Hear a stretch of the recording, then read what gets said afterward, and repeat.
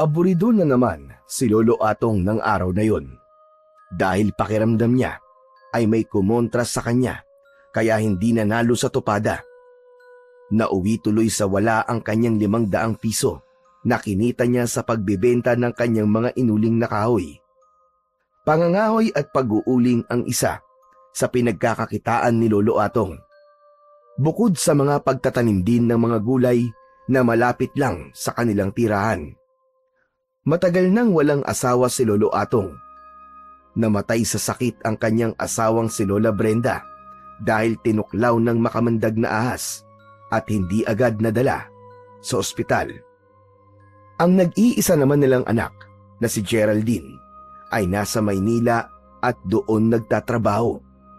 May sarili na rin itong pamilya roon.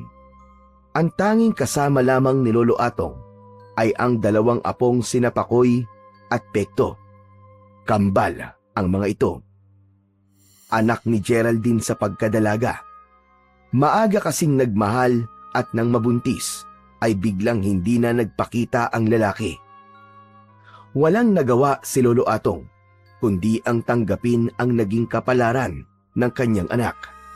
Upang makalimot naman ay pinaluwas ng Maynila at doon na rin nagkaroon ng bagong karelasyon. Gusto ni Geraldine na kunin ang kambal na anak, subalit si Lolo Atong ang tumututol. Ayaw niyang umalis ang kambal na apo. Masaya siyang kasama ang mga ito. Ayaw din ng 2 bata na iwan ang kanilang lolo. Saka masaya na sila sa probinsya sa baryo Sinagtala. Kaya hinayaan na lang din ni Geraldine para may kasama naman ang kanyang ama. Dahil galing nga sa tupada at talunan si Lolo Atong, kaya matamlay ito. Agad na nagtungo sa kusina para sana kumain. Kaya lamang, pagbukas niya ng kaldero ay walang lutong kanin. Napakamot siya sa kanyang ulo. Pambihira! Hindi pa pala nakakapagluto ang mga Jasky bata na yon. Kung saan na naman siguro nagpunta ang kambal. Kabilin-bilinan ko pa naman na magsaing sila at magdadala na lamang ako ng ulam. Naisip ni Lolo Atong na nangako nga pala siya ng litsyong manok na iuuwi. Kaya lang, dahil nga minala siya at natalo sa tupada, kaya walang litsyong manok na naiuwi ang matanda. Oo nga pala. Naku po. Baka magtampo mga apo ko. Wala ko na iuwing litsyong manok. Abay di bale, magdadahilan na lamang ako. Tsak na maiintindihan naman ako ng mga yon. Minabuti na lang ni Lolo Atong na magsaing. Hindi na niya hinintay ang kambal na apo na hindi niya alam kung nasaan nga ba. Samantala, ang kanyang kambal na apo ay tila nakalimutan na ang bilin ng kanilang Lolo Atong. Nawili na naman sa paglalaro at paggawa ng kalokohan. Katulad nga ngayon, na tila may gustong pagtripan. Eko, umuwi na tayo!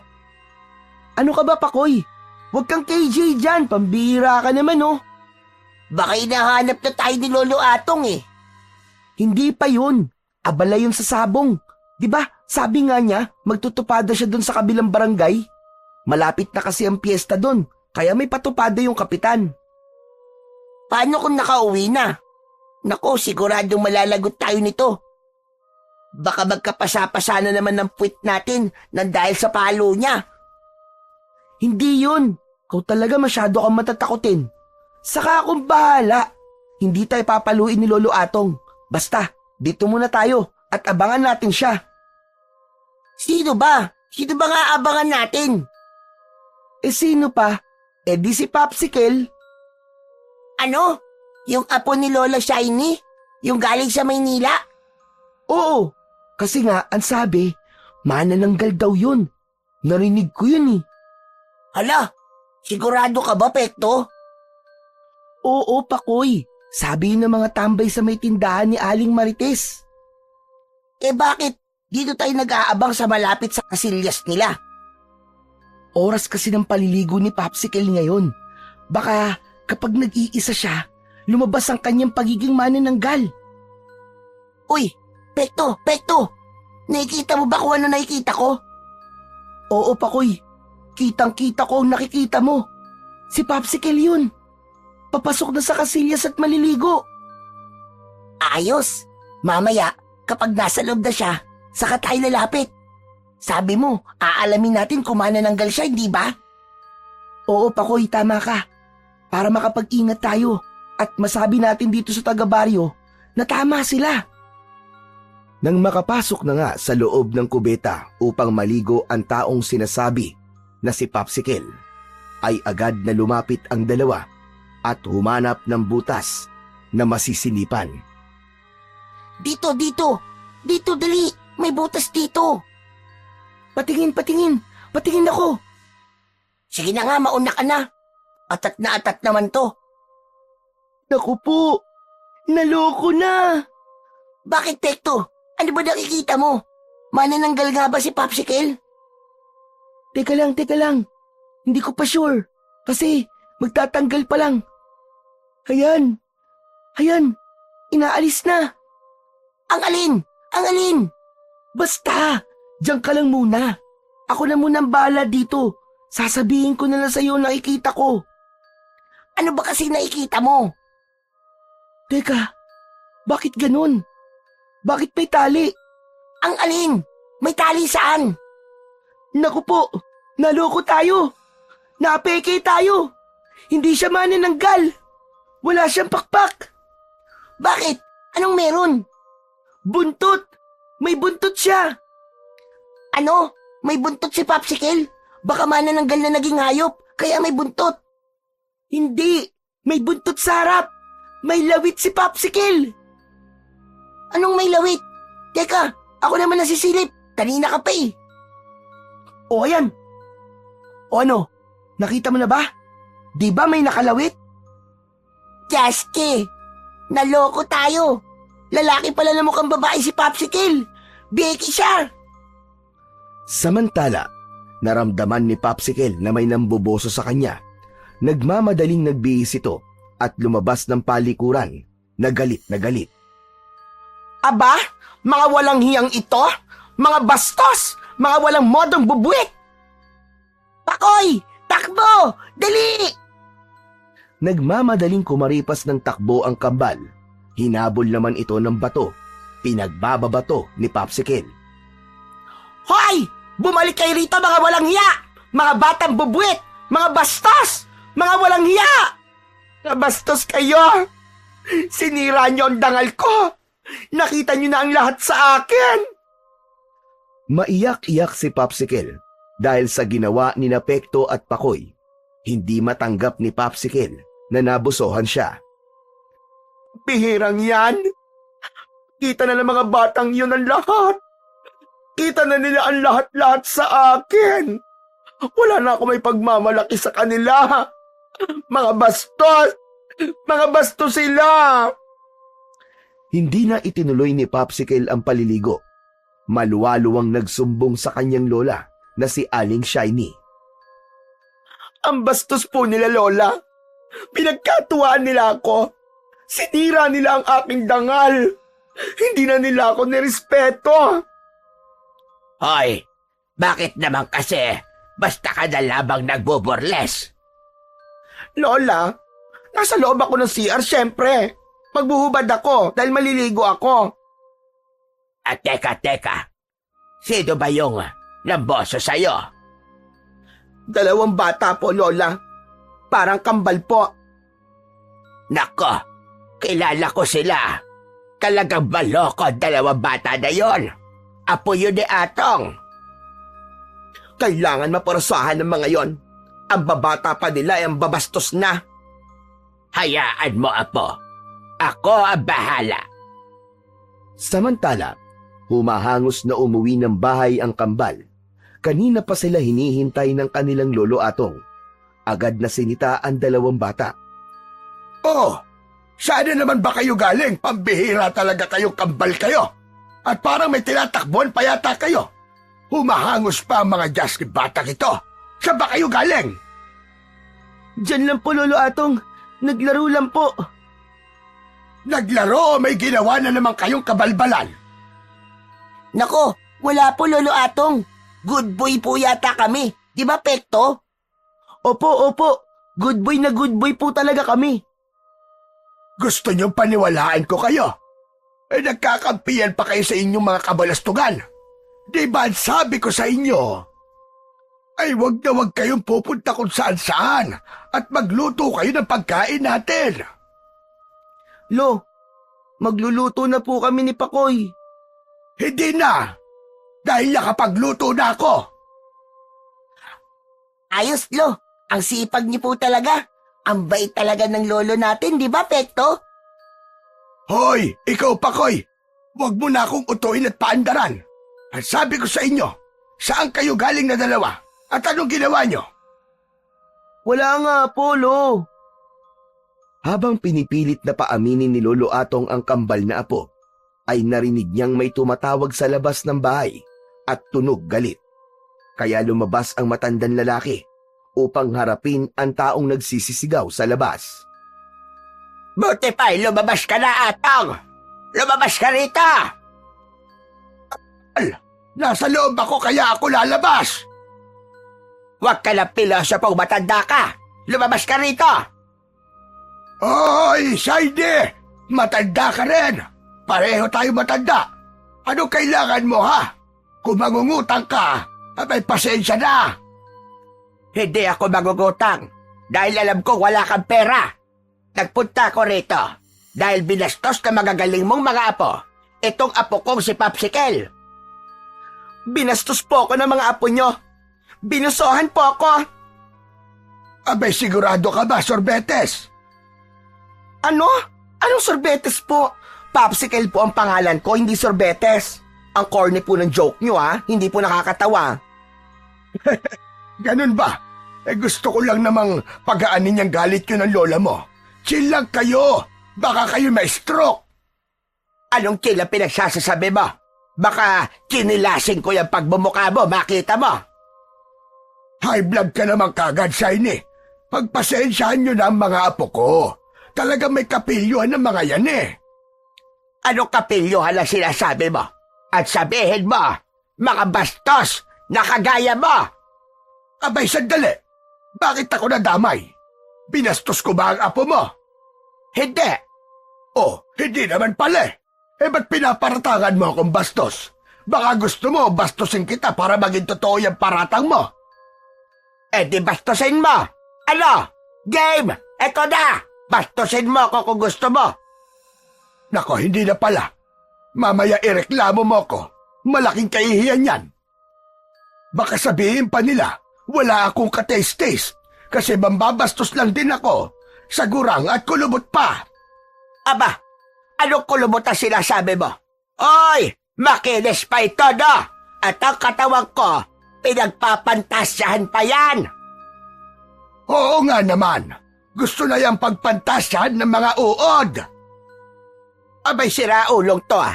Ginagalit mo ba talaga ako, Atong? Baka ikaw ang pagpantasyahan at pagpiesta ng mga uod. Makita mo ang hinahanap mo. Lola Shiny, umuwi na nga po tayo. Mukhang wala namang mangyayari sa pagpunta natin dito. Mag-aaway lang kayo ni Mang Atong. Sumusobra na kasi matandang ito eh. Nakakapikon na. Mainit agad ang ulo mo, Shiny. Masyado kang pikon. Dahil nakakapag-init ka at nakakapanginig ka ng laman. Ayun! Nag-iinit ka pala sa akin eh. At nakita mo lang ako, nanginginig na kagad ang laman mo. Kasi, type mo ako. Oy! Hindi kita type ano? Nako, talagang ginigigil ako ng walang hiyang matanda na ito. Namumuro ka na talaga sa akin, Atong. Bakit? Malapit na ba akong bumingo at namumuro na? Sige, magbibingguhan na lang tayong dalawa. Bastos ka! Bastos ka, matanda ka! Tayo na nga, Popsicle, at malapit na talaga ako mawala sa sarili. Di po, tayo na po, Lola. Mag-iingat ka, Shiny! Hanggang sa muling pagkikita!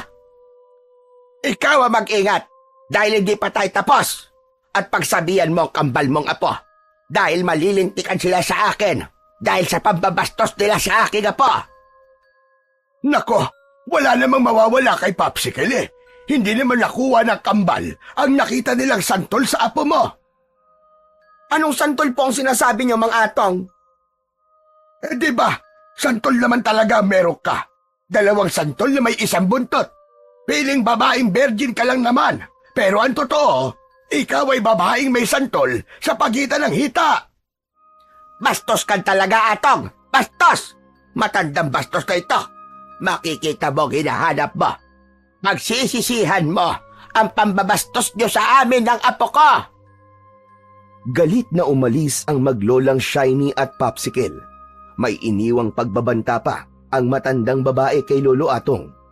Hinarap naman ni Lolo Atong ang kambal na apo. O ano? Nakita niyo na naging resulta ng ginawa niyong magkapatid, ha? Itong si Pekto po kasi, Lolo Atong eh. Siya po ang nagsimulang sinipan namin si Popsicle eh.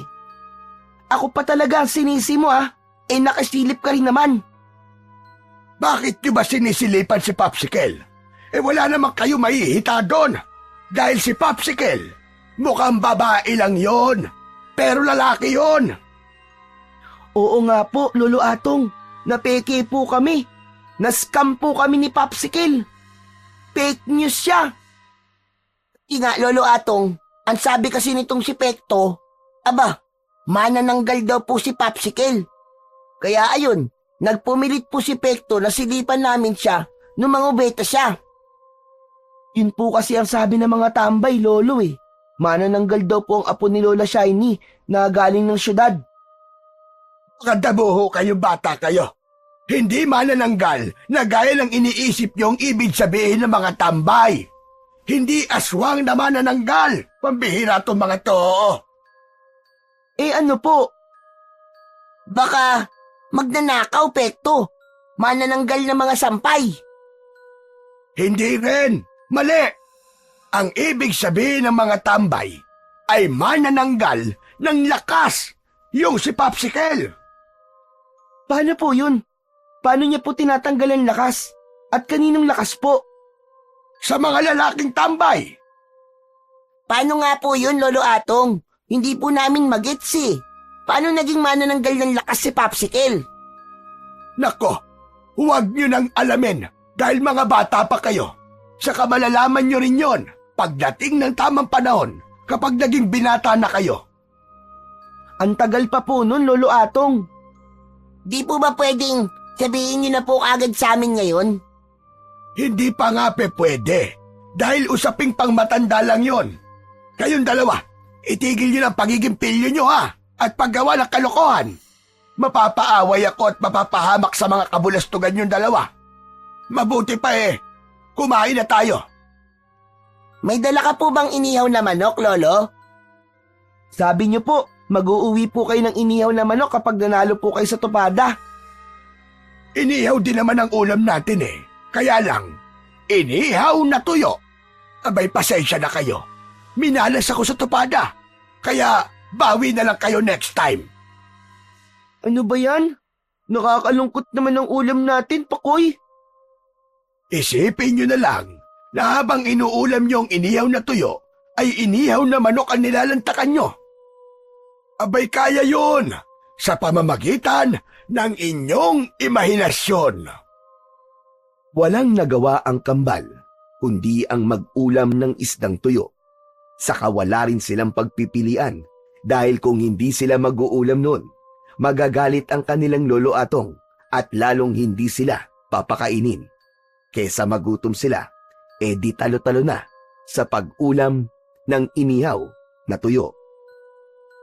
Samantala, sa pag-uwi ng bahay ng maglolang Aling Shiny at Popsicle, ay umuusok pa rin ang ilong ng matandang babae sa pagkapikon.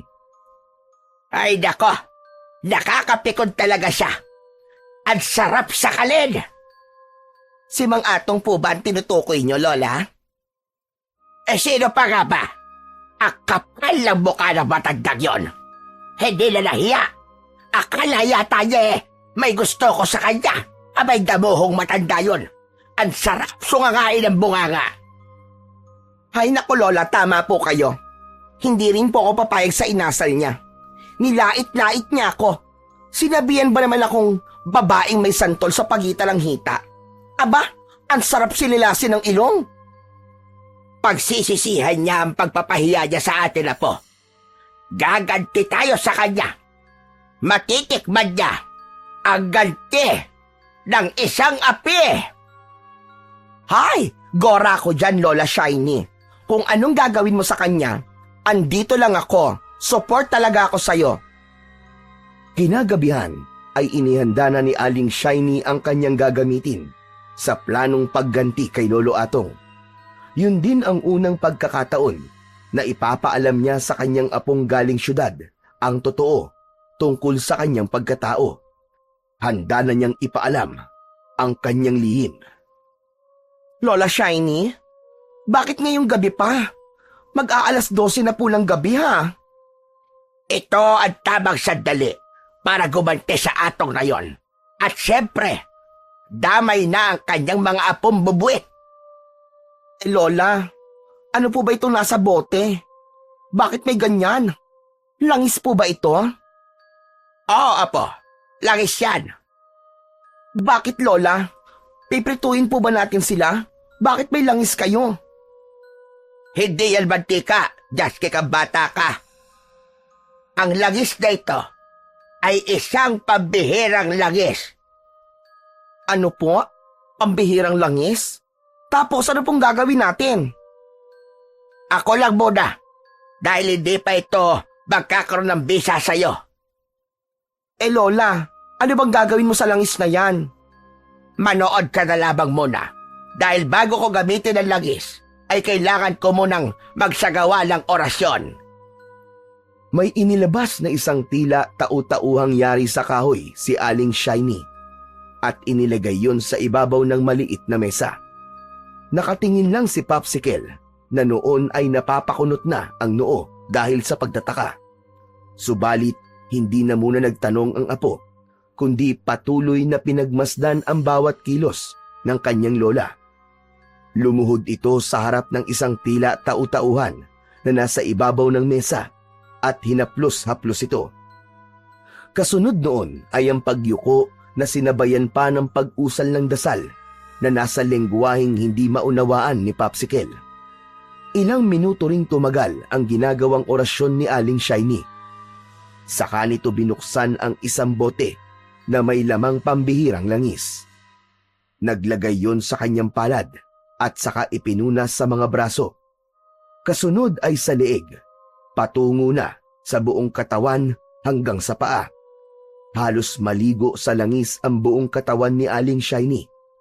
Nangingintab ang katawan dahil sa langis na ipinahid nito. Maya-maya pa ay gumalaw-galaw ang katawan ni Aling Shiny na tila may kung anong kumikiliti rito. Kumislot-kislot ito hanggang sa unti-unti may lumitaw sa gawing likuran ng matandang babae. Napaurong naman si Popsicle nang makita na pakpak ang lumitaw sa gawing likuran ng kanyang lola. Kasunod ng paglitaw ng pakpak sa likurang bahagi ni Aling Shiny ay ang pagkakaroon nito ng matutulis na kuko, pagkakaroon ng mga pangil at panlilisik ng mga mata na nagkulay dugo na animoy nagbabaga sa galit. Naging magulo ang buhok na tila matitigas na parang maliliit na alambre.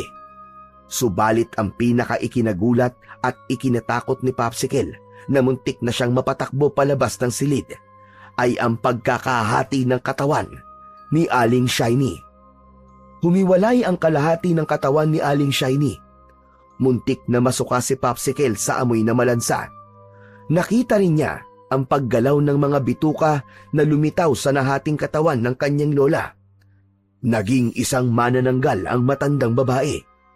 Sa pamamagitan ng pagiging aswang na manananggal, ay nais niyang turuan ng leksyon sina Lolo Atong at ang kambal nitong apo. MG Lola! Isa po kayong manananggal? Popsicle. Ito ang lihim na matagal ko nang itinatago.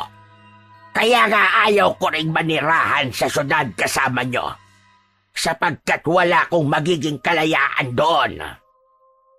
Nakakatakot po ang itsura niyo, Lola Shiny. Afraid ako. Sa pamamagitan ng aking pagiging manananggal, ay makakaganti tayo sa kanila.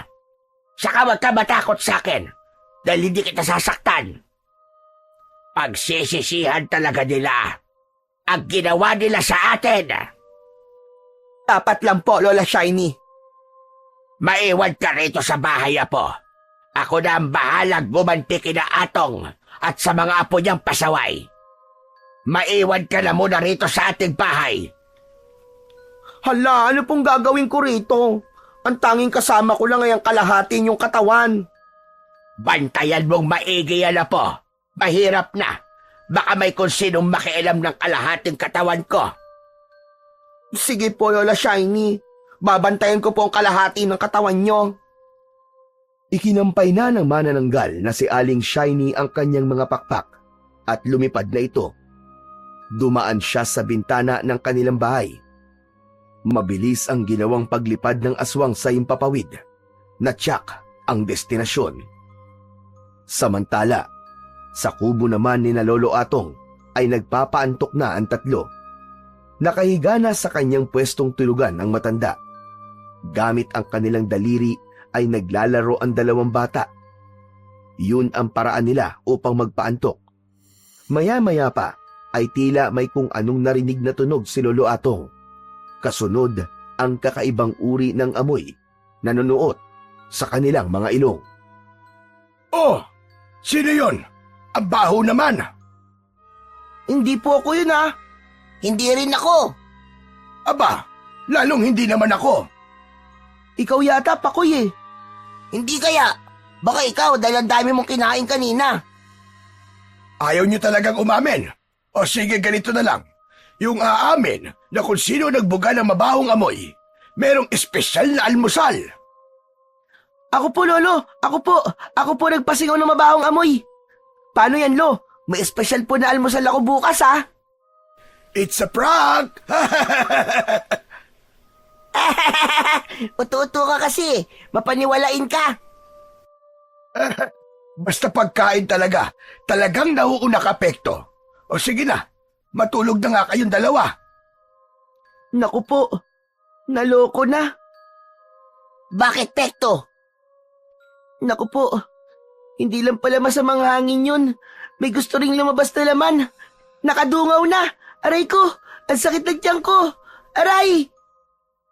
Ayan, kasibaan mo kasi. Pekto, ang mabuti pa ay ilabas mo na yan at baka diyan ka pa magkalat sa higaan. Sige na, bumangon ka na rin, dalian mo. Pakoy, samahan mo naman ako. Ano ka ba? Inaantok na kaya ako. Gusto mo pang samahan kita? Ang kubeta ng kubo ni na Lolo Atong ay nasa labas ng bahay. May ilang metro ang layo nito sa mismong kubo. Ganon kasi ang ibang bahay sa probinsya.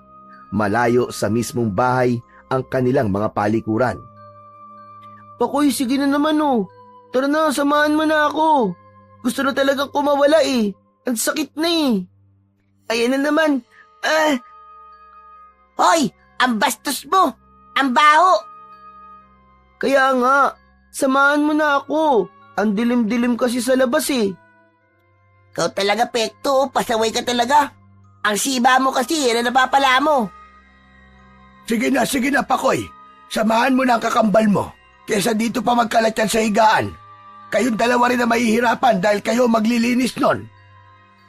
Anak ng suya ka talaga, Pekto. Tara na nga. Ang dami yung pang sinasabi. Sasamahan mo rin pala ako. Tumayo na sa pagkakahiga ang dalawang kambal upang magtungo sa palikuran na nasa labas ng bahay. Pagkalabas ng pinto, ay agad na kumaripas ng takbo si Pekto sa kubeta. Ramdam na kasi niya ang papalabas na tawag ng kalikasan. Sumunod na lang si Pakoy sa kanyang kakambal. Rinig na rinig ni Pakoy mula sa labas ng palikuran ang tunog ng ginagawa ni Pekto.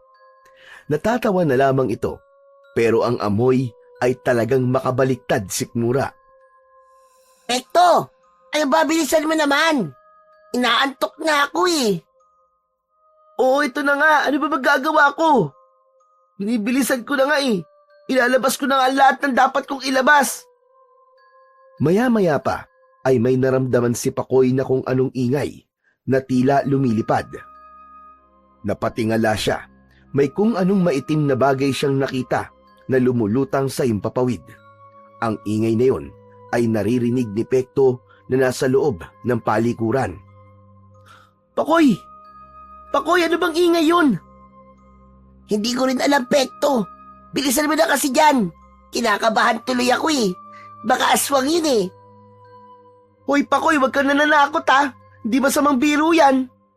Hindi ako nag-joke. Yun talaga ang kutob ko. Ano? Matagal ka pa ba dyan? Heto na, matatapos na ako. Konti na lang ang sakit ng tiyan ko. Minsan pa ay lumakas ang ingay na tila pagaspas mula sa malalaking pakpak. Pakoy! Pakoy, ayan na naman yung ingay. Ano ba talaga yun? Hindi sumagot si Pakoy. Maya-maya pa ay sumigaw na ito ng malakas. Wah! Manananggal! Pekto! Takbo tayo, Pekto! May manananggal! Hindi alam ni Pekto ang gagawin na nasa loob ng kubeta. Napatayo ito at agad na binuksan ang pinto, saka kumaripas na rin ng takbo. Samantalang si Pakoy ay nauna ng tumakbo. Samantala, ang manananggal na nakita ni Pakoy ay tila nagulat din sa ginawa ng dalawang bata. Kumakampay-kampay lamang ang pakpak nito habang nakalutang sa himpapawid. Dahil nga hindi na nagawa pang itaas ni Pekto ang suot niyang salawal, kaya tumakbo itong nakababayon. Kaya hindi ito nakatakbo ng mabilis at sa halip ay nadapa pa yon at napasubsob ang muka sa lupa. Ah! Aray ko! Ang sakit ng tuhod ko! Pakoy! Pakoy, nasan ka na? Ang kakambal na hinahanap ay malayo na sa kanya na mabilis nang tumakbo upang takasan ang nakitang manananggal. Sapagkat nadapa naman si Pekto at hindi maganda ang pagkakadapa nito, kaya nahirapan itong tumayo. Nang mga pagkakataong yun ay nakita ni Pekto ang lumilipad na manananggal. Kitang-kita niya nang pabulusok itong lumipad patungo sa kanya. Ah! Huwag kang lalapit! Huwag kang lalapit! Ang pangit mo! Wala kang kawala, bata. Akin na ang sariwang laman mo. Pakoy! Pakoy, tulungan mo ako, Pakoy! Ilang metro mula sa kinaroroonan ni Pekto ay nakatingin lamang sa kanya si Pakoy na hindi alam ang gagawin. Nanginginig ang katawan nito dahil kitang-kita niya ang kabuuan ng manananggal na nakakatakot ang anyo. Noon lang siya nakakita ng ganoong kampon ng kadiliman. Kalahati lang ang katawan na lumilipad at may nakakakilabot na anyo. Dinagit ng manananggal si Pekto. Nagkakakawag sa takot ang bata at hindi malaman ang gagawin.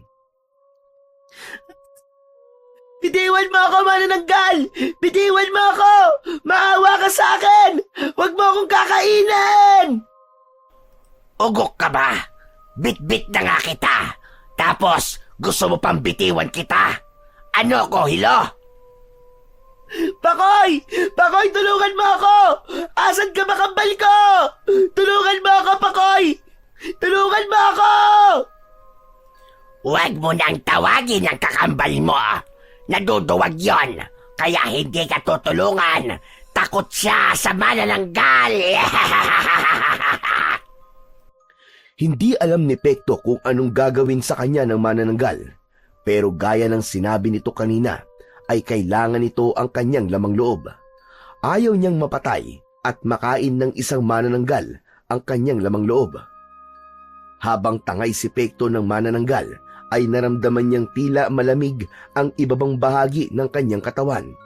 Naalala niya na hindi nga pala niya naitaas ang kanyang salawal dahil sa pagmamadali, at nang dagitin siya ng aswang ay nahulog na ito ng tuluyan. Saan mo ba ako dadalhin, manananggal? Maawa ka sa akin! Pakawalan mo ako! Pakawalan mo ako! Pakawalan mo ako, manananggal! Tumahimik ka! Ang ingay mo! Nag-isip ng paraan si Pekto kung paano ba siya bibitiwan ng manananggal na dumagit sa kanya. Kailangan niyang subukan ang kahit na anong paraan. Dapat may gawin siya. Alam ni Pekto na wala siyang suot na salawal. Kanina lang ay nagbawas siya nang biglang dumating ang manananggal at hindi pa nga siya nakapaghugas. Kaya ang ginawa ni Pekto ay kinapa niya ang kanyang likuran na mamasa-masa pa. Pagkatapos ay pinilit niyang tignan ang muka ng manananggal. Nagpumilit siyang abutin ang muka nito at ipinahid ang kanyang daliri sa ilong nito. O yan! Ayan! Para sa'yo! Singutin mo! Naramdaman ng manananggal ang pagpahid ni Pekto sa kanyang muka. Kasunod ay may naramdaman itong kakaibang amoy na agad ikinataranta ng manananggal. Ano ba ito? Ang baho! Ay! Tae! Walang iya kang bata ka! Ang baboy mo! Sige! Simsimin mo ngayon ang amoy niyan! Halos masuka ang aswang. Hindi niya kinaya ang amoy na yon, kaya dahil sa pagkataranta ng halimaw, ay nabitiwan nito si Pekto na lumagapak sa lupa. Mabuti na lamang at hindi gaanong mataas. Nakita siya ni Pakoy na agad nilapitan upang tulungan. Ano, Pekto? Okay ka lang ba? May masakit ba sa'yo? Itong binti ko, Pakoy. Pero kaya ko. Okay lang ako. Buti binitiwan ka ng manananggal. Paano hindi niya ako bibitiwan? Pinahid ko sa kanya yung pasabog ko. Kaya binitiwan niya kagad ako. Hindi niya kinaya. Ano? Ano bang pasabog yun? Basta yun na yun. Hindi niya talaga kinaya. Matapang lang siya. Pero madidiriin pala siya. Samantala, ang aswang naman ay wari na tataranta pa rin dahil sa amoy na hindi talaga niya matanggap. Nagmamadaling tumakbo ang dalawang bata patungo sa kubo. Nang makapasok sila, ay agad na isinara ang pinto. Nakita yon ng kanilang lolo Atong. Oh, ano nangyari sa inyo? Bakit nakaburles ka pa, Pekto? Abay, wala ka sa lawala. Naiwan ko po, Lolo. May umabol po kasi sa amin eh. Hinabol po kami ng aswang na manananggal, Lolo. Biglang napabangon sa pagkakahiga si Lolo Atong sa sinabi ng kanyang kambal na apo. Ano ka nyo? Sigurado ba kayo? Manananggal ang nakita nyo? Opo, Lolo Atong. Kalahating katawan lang po siya na lumilipad. Tapos ang pangit po niya. Nakakatakot po ang itsura niya, Lolo. Manananggal nga ang nakainkwentro nyo. Nasaan? Nasaan siya? Nasa labas po ng bahay. Eto, magsuot ka nga na sa lawal at naaalibanbaran ako sa itsura mo. Agad namang sumunod ang apo sa sinabi ng kanyang Lolo Atong. Samantala, kinuha ni Lolo Atong ang kanyang buntot pagi na nakasabit sa dingding. Mukhang magagamit niya uli ito. Dito lang kayong dalawa sa loob ng bahay at ako ang haharap sa manananggal na sinasabi nyo. Lolo, mag-iingat po kayo. Oo nga po, Lolo. Mag-ingat po kayo. Oo mga apo, mag-iingat ako. Hindi siya sasagtuhin ng aking buntot pagi. Lalahid sa katawan niya ang sandata kong ito. Nagmamadaling lumabas ng kubo si Lolo Atong. Saktong pagkalabas niya ng kubo ay parating naman ang lumilipad na aswang. Agad itong nakita ng matanda na may dalang buntot ng pagi. Nagulat pa ang manananggal sa biglang pagsugod ni Lolo Atong. Iwinasiwas nito ang hawak na armas. Agad namang nahagip ng dulo ng buntot ng pagi ang muka ng aswang. Napasigaw ito at nasaktan. Sige! Lumapit ka! Lumapit ka pa manananggal! At talagang tatanggalin ko ang pakpak mo! Lalong nagwala ang aswang nang masaktan ito. Lumipad ng paikot-ikot kay Lolo Atong na tila kumukuha ng buwelo para atakihin ang matanda. Lalo namang pinagbuti ni Lolo Atong ang paghahanda. Mahigpit na hinawakan ang buntot ng pagi. Patuloy sa paglapit na paikot-ikot ang manananggal. Hoy, ano na? Tumigil ka na sa kakaikot mo at nahihilo ko sa'yo. Kung aatake ka, abay umatake ka na. Hindi ganyan. Para kang tumibo na paikot-ikot! Hindi sumagot ang manananggal. Sinasadya niyang hiluhin ang matandang lalaki. Nakaramdam na nga ng pagkahilo si Lolo Atong dahil sa ginagawa ng aswang. Ayop kang manananggal ka! Iniisahan mo ako, ha? Napaupo sa lupa si Lolo Atong na nakaramdam na ng pagkahilo. Teka! Time first lang! Time first, manananggal! Huwag ka munang umatake at hindi pa ako ready! Hindi yun pinakinggan ng manananggal. Ikinampay nito ng ubod ng lakas ang kanyang mga pakpak para daluhungin ang matandang lalaki. Walang nagawa si Lolo Atong kundi ang isubsob ang katawan sa lupa dahil hindi ito makatayo. Inatake siya ng manananggal, subalit agad na tumakbo papalapit ang kambal na kanina pa pala napapanood ang mga nangyayari. May bitbit na lagayan ng asin si Pekto at may mga asin din sa kanilang mga palad. Kaya buong lakas nilang isinaboy ang asin na nasa kanilang mga kamay sa katawan ng manananggal. Nagwala at nagsisisigaw ang manananggal na tila binuhusan ng asido ang buong katawan nito dahil sa hapdi na nararamdaman. Lumikha kasi ng usok at tila napaso ang katawan ng manananggal dahil sa asin na isinaboy sa katawan nito. Nagkikikisay ang manananggal na animoy isang bulate. Nais niyang tanggalin ang asin na kumapit sa kanyang katawan. Naramdaman ng aswang na delikado siya sa pagkakataon na yon, kaya buong lakas niyang ikinampay ang mga pakpak upang makalipad siya ng mas mataas at tuluyang makalayo. Dahil ramdam niyang malalagay sa panganib ang kanyang buhay kung hindi pa siya aalis upang tumakas. Napapalakpak ang kambal nang makitang lumipad na papalayo ang manananggal. Ayos! Natalo natin siya, Pakoy! Tama ka! Napaurong natin siya dahil sa asin! Dahil yung asin, ang kanilang kahinaan, Pakoy. At maraming salamat sa inyo, mga apo.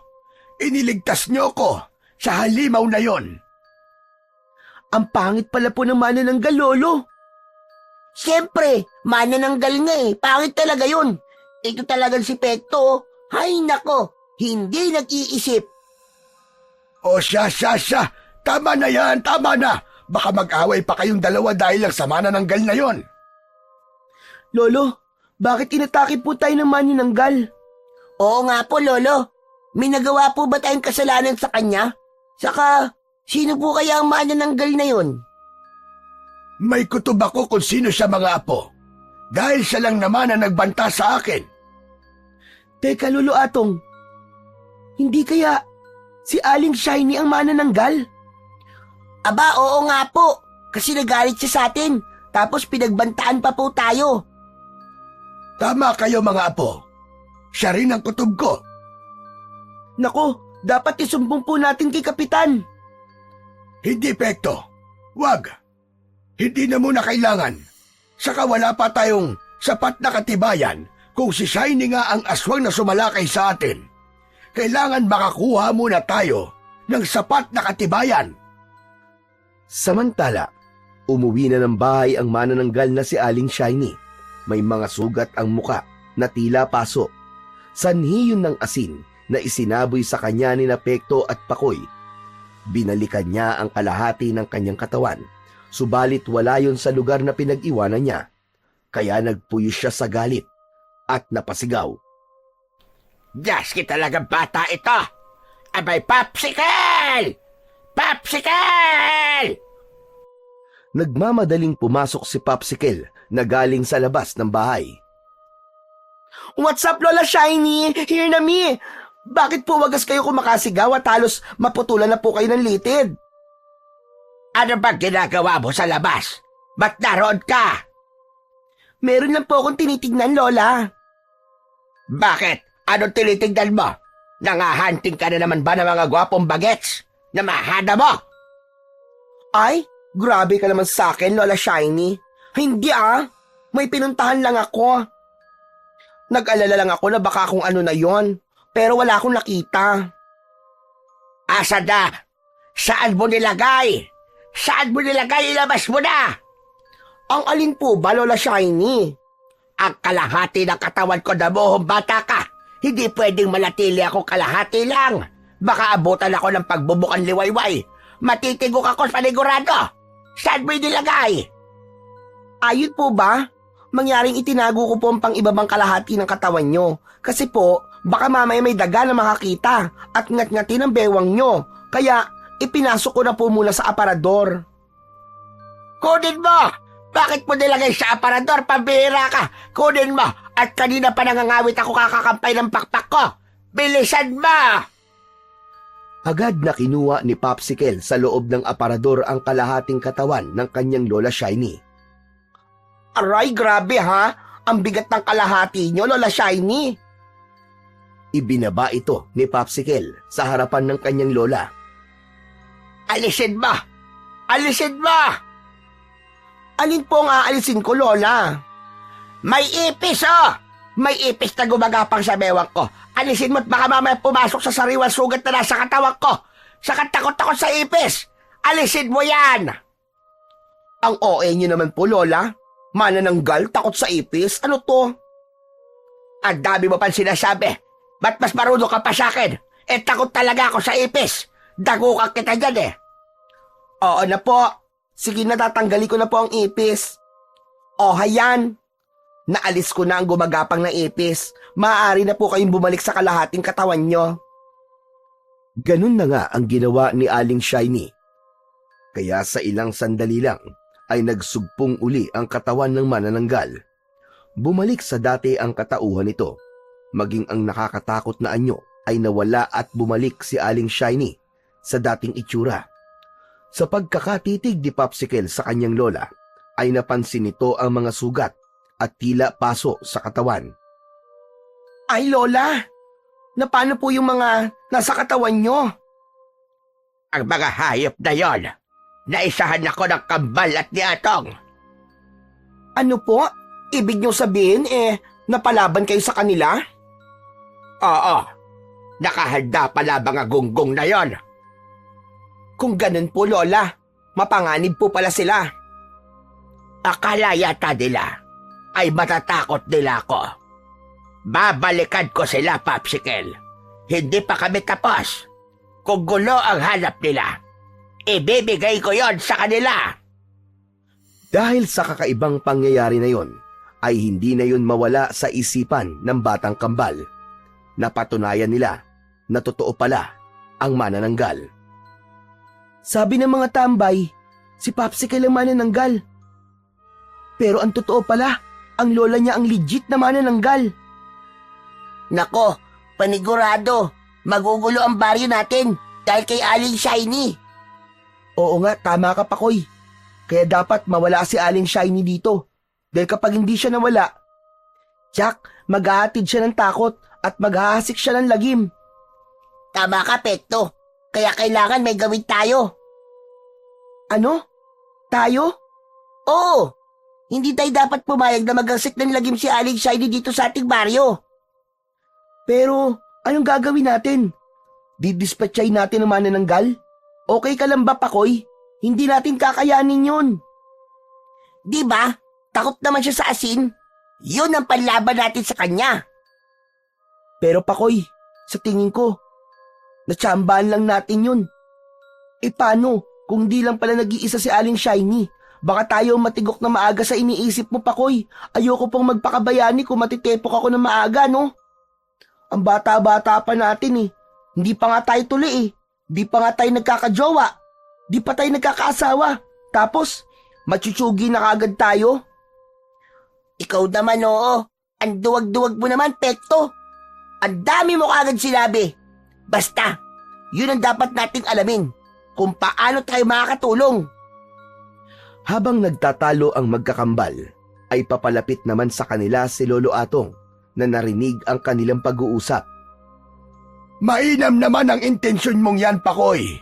Lalo na ngayon na napatunayan na natin na may manananggal nga palang gumagala dito sa ating baryo. Pero, paano po kami makakatulong, Lolo Atong? Di naman namin kakayanin labanan yung aswang. Nakatsamba nga lang kami ni Pakoy dahil dun sa asin. Kaya napaurong namin yun. Meron akong alam na maaari niyong gawin para magkaroon kayo ng lakas at kakaibang kakayahan para labanan ang manananggal o kahit na ano pang uri ng aswang. Talaga po? Ano po yun? Paano po, Lolo Atong? Kung makikita niyo ang kambal tuko at makakakuha ng mutya mula sa kanya. Halos magkasabay na nagulat at napangangapa ang dalawang apo sa sinabi ng kanilang Lolo Atong. Teka, legit po ba yan, Lolo Atong? Hindi po ba yan joke o prank? Bakit naman ako magbibiro sa pagkakataong ito? Talaga po? Merong kambal tuko tapos may taglay po na mutya? Oo, tama ka, Pakoy. At dahil kambal kayo, magiging madali sa inyong makuha yon. Dahil ayon sa mga kwento, ay nagpapakita ang kambal tuko sa nilalang na kambal din. Pero hindi naman po kami kambal tuko ni Pakoy eh. Hindi kami magkadikit. Oo, pero kambal pa rin kayo. Kaya posibleng magpakita sa inyo ang kambal tuko. Tuko na magkadikit. Saan po namin maaaring makita yon, Lolo? Kadalasan sa bahay o kaya sa mga abandonadong gusali. Lolo, dito po ba sa bahay natin? Minsan nakakarinig po ako ng huni ng tuko. Tapos nakakita na rin po ako. Kaya lang, hindi po sila kambal eh. Eto, baka nagtatago lang yung kambal tuko. Kaya pwede nating hanapin para makakuha tayo ng mutya at magamit natin yun para labanan ng mga aswang. Lalong-lalo na doon sa manananggal. Hindi lang kakaibang lakas at kapangyarihan ang pwedeng ibigay ng mutya ng kambal tuko. Maaaring magbigay din yun ng swerte at katuparan sa mga pangarap. Mas magiging maayos din ang relasyon ng magkapatid o magkapamilya o mag-asawa na magtataglay nun. Ayos naman pala yun, Pakoy eh. Baka yumaman tayo. Eh di, matutulungan na natin si Lolo Atong. Baka magkaroon tayo ng magarang bahay. Tapos, makapagtrabaho tayo sa abroad. Tapos, magkaroon tayo ng maraming pera. Tapos, magkakaroon tayo ng jowa na maganda at sexy. Tapos, magkakaroon tayo ng kotse. Tapos... Biglang binatukan ni Pakoy si Pekto. Aray ko naman, Pakoy! Bakit mo ako binatukan? Ang lakas nun ah! Aray, ang kati. Hinay-hinay ka lang kasi. Masyado ako nalulula sa mga sinasabi mo eh. Saka, baka kasi nananaginip ka na. Binatukan kita para magising ka. Ang pangit mo talagang kabanding, Pakoy. Sabi nga, walang bayad ang pangarap, di ba? Kaya tinaasan ko na yung pangarap ko. Ikaw talaga, oo. Oo nga, walang bayad ng mangarap. Pero kapag sobrang taas, delikado yun. Kapag bumagsak ka, lagapak ka talaga at baka matodas ka pa. Kaya chill-chill lang. Huwag ka masyadong atat. Wala nang sabihin ni Lolo Atong sa magkapatid ang tungkol sa mutya ng kambal tuko. Ay hindi na sila mapalagay at yun lagi ang laman ng kanilang isip. Sinimulan nila maghanap ng tuko sa kanilang bahay. Kaya lang, isang klase lang ng tuko ang nakikita nila roon. Wala naman dito. Teka, ano kaya kung doon tayo magpunta sa lumang bodega? Di ba kapag nagagawi tayo doon, may mga naririnig tayong tuko? Oo nga no. Saka tsak maraming tuko doon. Kasi malaki yung lumang bodega eh. Halika, punta tayo doon. Baka doon tayo makakita ng kambal na tuko. Kaya nang magpaalam ang kanilang Lolo Atong na may pupuntahan, na sa palagay nila ay makikipagtupada na naman sa kapilang baryo, ay nagdesisyon sina Pekto at Pakoy na magtungo sa lumang bodega. Nagbaon din sila ng kanilang pagkaing tinapay at tubig para may makain sila sakaling magutom sa paghahanap ng kambal tuko. Andito na tayo sa lumang bodega, Pekto. Ang daming tambak dito. Baka hindi tuko makita natin dito, kundi sawa. Kapag may nakita tayong sawa, ibig sabihin, merong tuko. Bakit mo naman nasabi yun? Ano ka ba? Di ba ang tuko, pagkain din ng sawa? Kaya kung saan may sawa, merong tuko. Wow! Ayos ah! Nakikinig ka pala sa turo ng teacher natin ah! Maya-maya pa, nakarinig na ng tuko ang kambal. Hindi lang isa, kundi marami. Naririnig mo ba ang naririnig ko, Pakoy? Oo, Pekto. Naririnig ko ang naririnig mo. O ano? Ano pang gagawin natin? Ano pa nga ba? Kundi, Operation Hanap Tuko! Agad nilang sinimulan ang paghahanap sa narinig na tuko. Bagamat marami ang ingay na nalikha ng mga yon, ay wala naman silang makita kagad. Kung saan-saan sila naghalungkat, pero hirap silang makita yon. Mukhang pinaglalaroan tayo, Pakoy ah. May naririnig nga tayong tuko, pero wala naman tayong makita. Konting tiyaga lang. Andyan lang yun. Baka nagtatago lang. Hoy, tuko! Kung nasaan man kayo, magpakita na kayo sa amin. Friends naman tayo, di ba? Hoy, Pekto. Ano bang ginagawa mo? Kinakausap ko lang yung naririnig nating mga tuko. Baka sakaling maintindihan nila tayo at magpakita sila sa atin. Ang dami mong alam, Pekto. Mamaya magsalita yung tuko. Ikaw ang unang tumakbo. Nang biglang may narinig silang umiiyak. Teka, huwag ka maingay. Ano yun? Naririnig mo ba ang naririnig ko, Pekto? Oo, Pakoy. Naririnig ko ang naririnig mo. Parang isang matandang umiiyak. Oo nga no. Di kaya tuko yun na nagboses matanda? Ewan ko. Basta hanapin natin. Para kasing nahihirapan eh. Baka kailangan niya ng tulong. Hinanap nila ang pinanggagalingan ng babaeng umiiyak. Wala yun sa loob ng lumang bodega, kaya lumabas ang kambal. Nakita nila ang isang matandang babae na nakasalampak sa lupa at tila hirap itong makatayo. Nag-aalangang nilapitan ng kambal ang matandang babae. Hala, Lola, ano po nangyari sa inyo? May umaway po ba sa inyo? At bakit kayo umiiyak? May nangyari kasi, Apo. May asong humabol sa akin kanina. At sa pagmamadali ko, ay nadapa ako at nahirapang makatayo. Buti hindi po kayo kinagat. Asa na po yung aso? Tumakbo na siya. Nang hagisan ko ng kahoy na nadampot ko. Tutulungan po namin kayong tumayo. Kaya niyo po ba, Lola? Kakayanin ko. Saka kailangan ko na rin ipagpatuloy ang aking paglalakbay. Malayo pa ang aking pupuntahan. Pasensya na po kayo, Lola. Hindi po namin kayo masasamahan. Kasi po, may hinahanap po kami. Siguro, tuko ang hinahanap nyo, ano? Sakto po, Lola. Nahulaan niyo po. Teka, paano niyo pong nahulaan? Marami kasing tuko sa loob ng bodega. Saka narinig ko kanina na may mga huni ng tuko.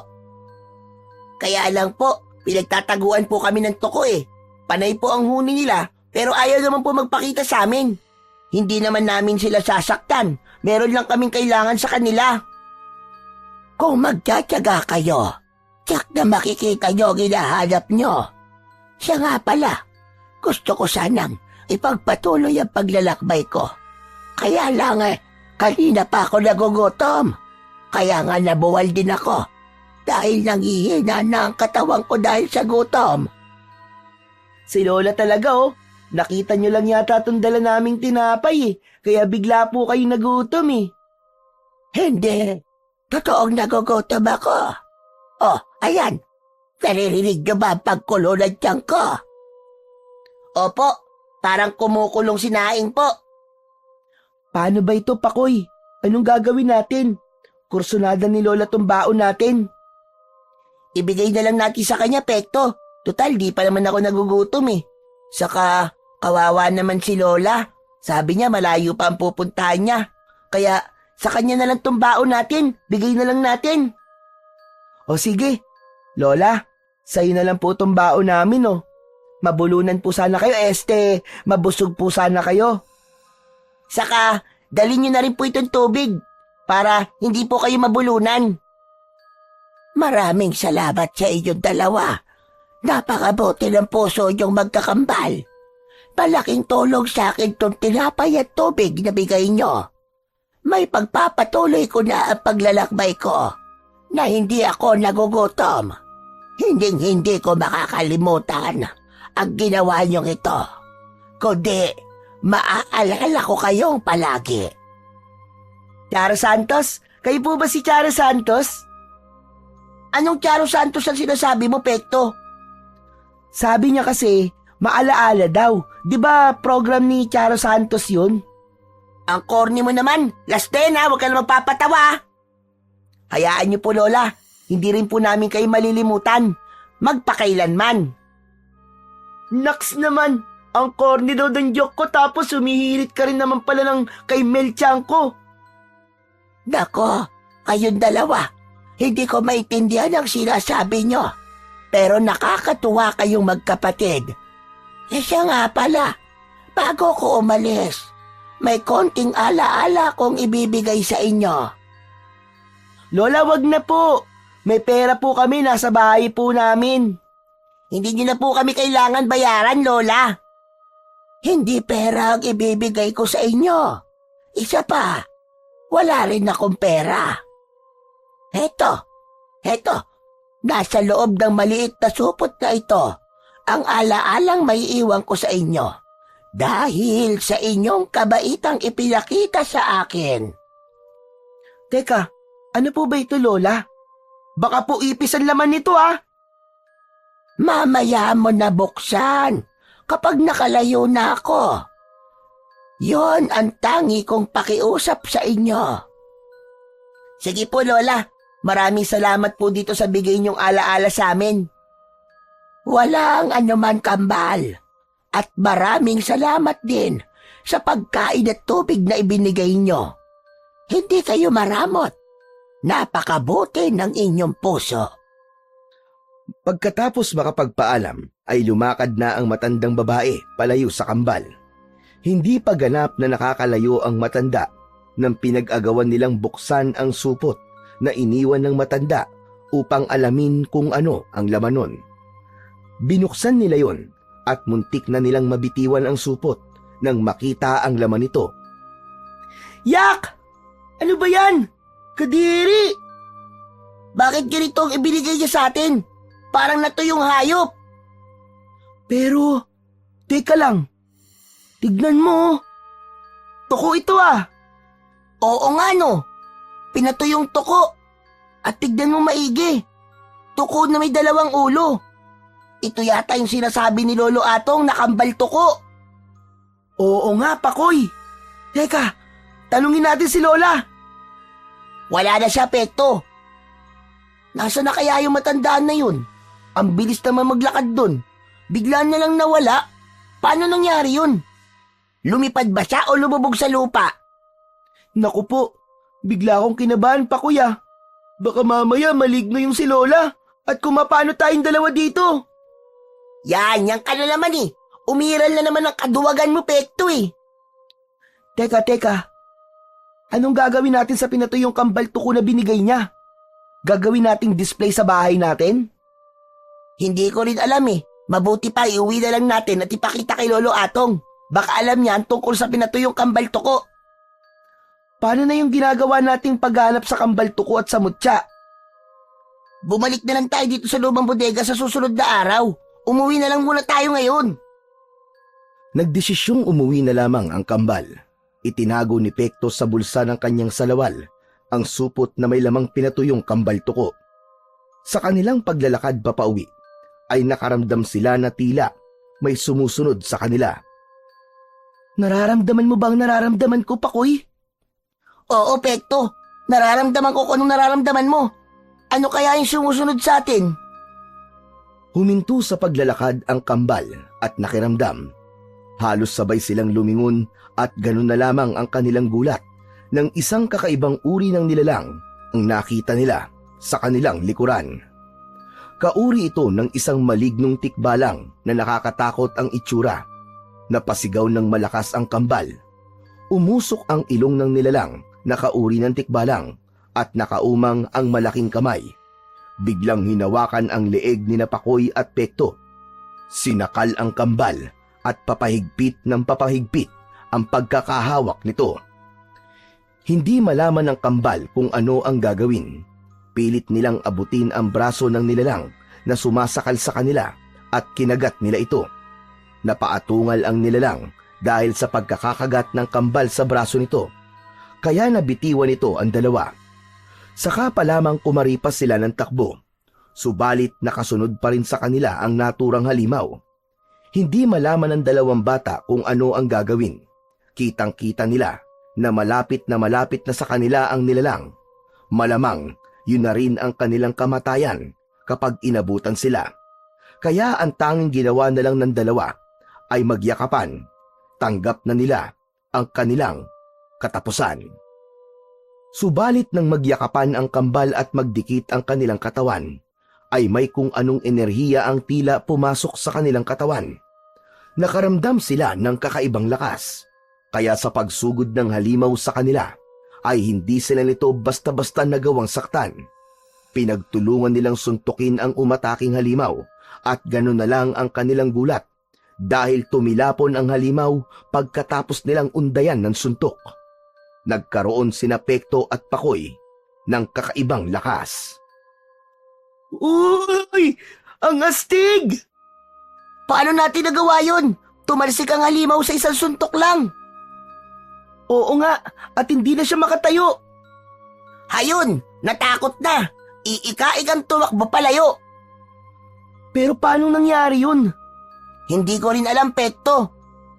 Teka lang, naiisip ko, Pakoy? Oo, Pekto. Naiisip mo.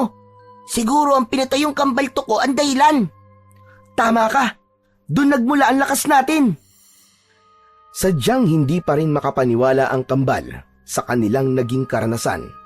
Kaya sa kanilang pag-uwi, ay yun kagad ang kanilang ikinuwento sa kanilang lolo Atong.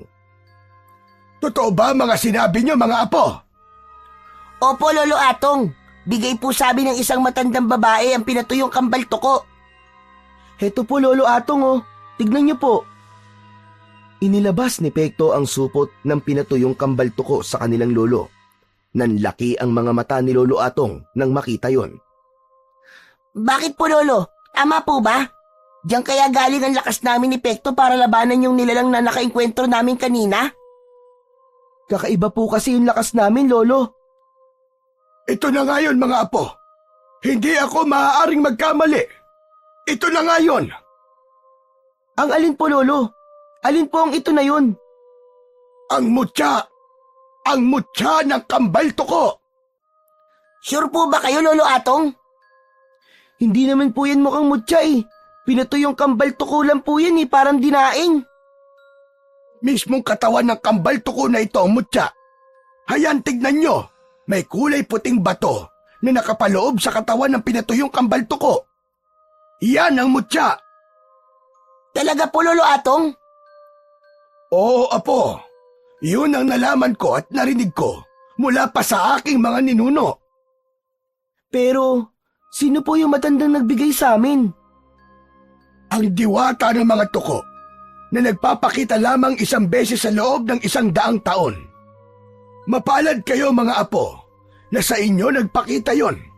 Marahil dahil kambal kayo at nararamdaman niyang may mabuti kayong kalooban. Kaya sa inyo ipinagkatiwala at ibinigay ang mutya ng kambal tuko. Nakakatakot din po, Lolo Atong. Baka po, delikado kung nasa amin to. Katulad po na nangyari sa amin kanina. Kaya lamang, wala na kayong magagawa pa. Sa inyo na ipinagkatiwala, kaya inaasahan ng diwata na may gagawin kayo para sa kabutihan ng inyong kapwa. Kung hindi nyo gagamitin ang mutya na ipinagkatiwala sa inyo, mas mapanganib at baka kung anong mangyari sa inyo mga apo.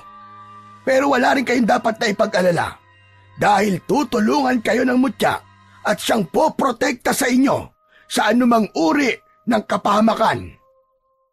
Sa pagtataglay nila ngayon ng mutya, ay tila nagkaroon ng pagkabahala ang kambal dahil yun sa mga sinabi sa kanila ng kanilang lolo Atong. Sapagkat sa responsibilidad na nakaatang ngayon sa kanila. Subalit, wala na silang magagawa. Hindi na nila maaatrasan yun. Samantala, sa bahay ni na Aling Shiny ay kausap nito si Popsicle. Masinsinan ang kanilang pag-uusap.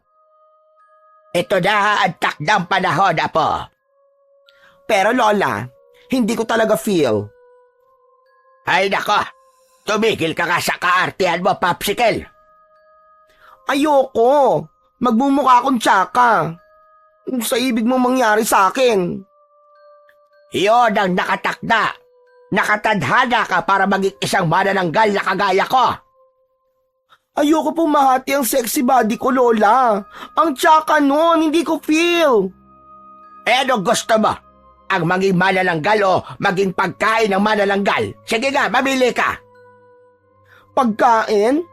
No! Ayoko nun. Lalong hindi ako papayag na gawin akong lafang ng mga manananggal, no? Kapag hindi ka laging kauri natin, gagawin ka nilang pagkain. Ano ba naman yan? Ang lufit-lufit naman nun? Wala man lang magandang option? Kundi ang maging tsaka o maging lafang? Kaya magdesisyon ka na dahil sayang ang bawat oras na lumilipas. Hindi na sumagot pa si Popsicle. Wala na siyang magagawa. Ayaw niyang maging pagkain ng mga manananggal.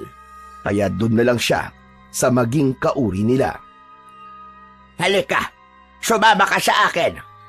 Saan po tayo pupunta, Lola Shiny? Dapat gawin na ang ritual upang maging ganap ka ng manananggal. Masama man ang loob ni Popsicle, hindi niya na mapigilan pa ang nakatakda niyang kapalaran. Kaya ang tanging magagawa niya ay yakapin na lang upang maging isa na ring kampon ng kadiliman, katulad ng kanyang lola Shiny. Sa harap ng isang altar ay isinagawa na kagad ni Aling Shiny ang kanyang ritual upang mapasahan ng pagiging manananggal si Popsicle. Matapos ang orasyon na kanyang ginawa at paulit-ulit na sambitin ang dasal na nasa Latin, ay inumpisahang pahiran na ni Aling Shiny ng langis ang katawan ng kanyang apo. Buong katawan, mula ulo hanggang paa. Pagkaraang mapahiran ang buong katawan, ay unti-unti nang nagbago ang itsura ni Popsicle. Kumulubot ang kanyang iniingatang balat. Nanigas ang kanyang inaalagaang makintab at mahabang buhok. At kasunod nun, ay napahiyaw siya dahil sa tila pinipilipit ang kanyang katawan na unti-unti itong napuputol. Kasabay ang paglitaw ng mga pakpak sa kanyang likuran. Konting tiis lang, Apo. Talagang mahirap at masakit sa simula. First time na mahahati ang katawan mo, kaya magiging masakit yon. Pero pagkatapos doon, hindi na, kundi magiging pangkaraniwan na lamang. Aray ko! Parang hinahalukay ang tiyan ko, Lola! Aray ko! Hindi ko carry! Kaya mo yan! Kayanin mo! Magiging maayos din ang lahat.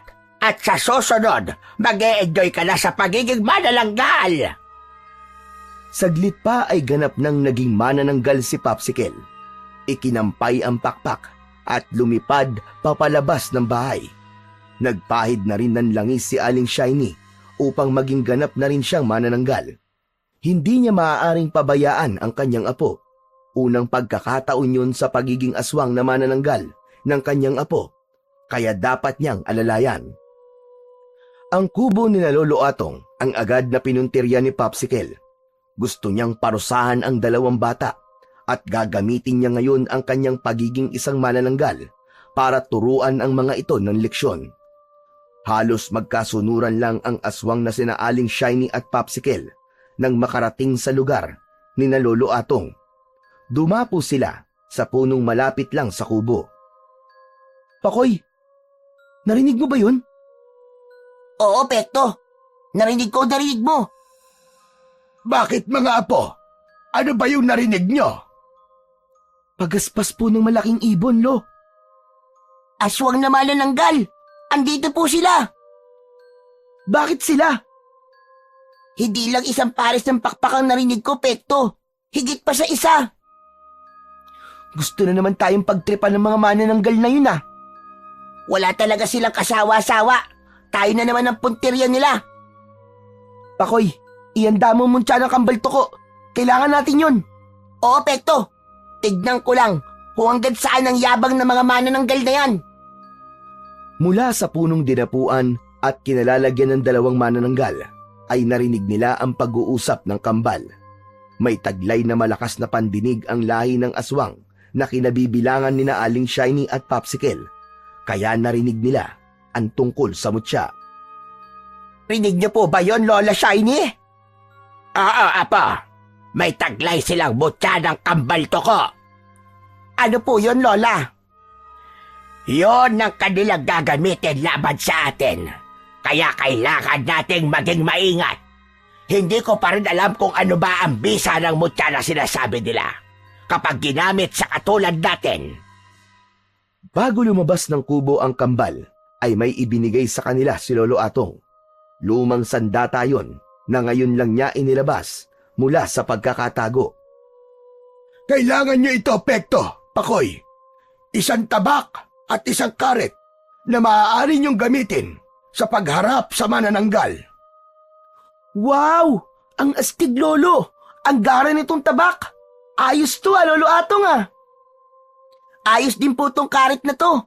Tiyak! Putol ang pakpak na manananggal kapag ginamitan ko siya nito. Mag-iingat kayo, mga apo, at ako na ang bahala sa orasyon at dasal para sa mutya. Ano po? Alam niyo po ang orasyon para sa mutya ng kambal toko?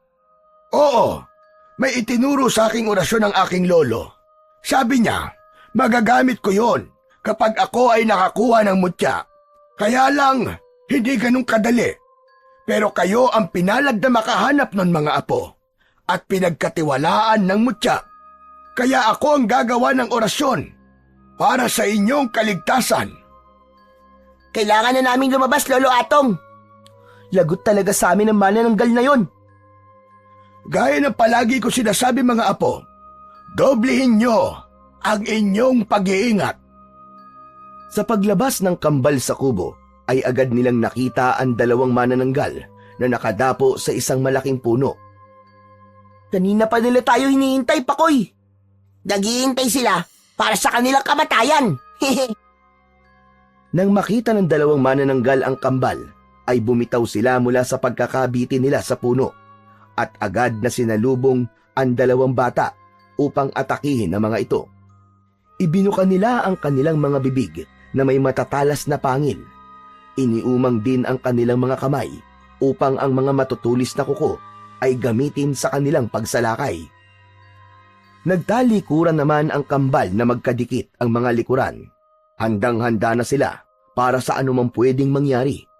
Sa pagkakadikit ng kanilang likod, ay may kakaibang enerhiyang idinudulot yon sa kanila.